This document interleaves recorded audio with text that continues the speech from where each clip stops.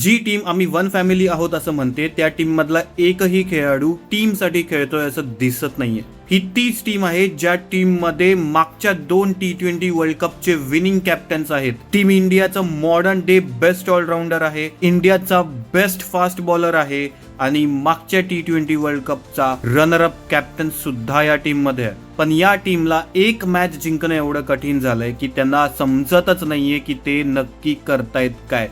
ही bowling line-up ज्यांच्यामध्ये न्यूझीलंडचा best fast bowler आहे, इंडियाचा बेस्ट फास्ट बॉलर आहे, हीच ती टीम होती जी 2023 मध्ये अशा या बॉलिंग लाईनअपनी प्ले ऑफ पर्यंत पोहोचली होती. या टीमचा प्रॉब्लेमच हा आहे की या टीम मध्ये सुपरस्टार्स भरपूर आहेत आणि जेव्हा भरपूर सुपरस्टार्स एकत्र असतात ना तेव्हा त्या सगळ्यांना मॅनेज करणं खूप कठीण असतं. मी कोणाच्याच कॅप्टन्सी बद्दल काही बोलणार नाही, कारण का एक कॅप्टन तेवढाच चांगला बनू शकतो जेवढी त्याची टीम चांगली खेळत असते. आणि मुंबई इंडियन्सचे प्लेयर्स आपला चांगला खेळ दाखवताना अजिबात दिसत नाहीयेत. म्हणून मी म्हणतो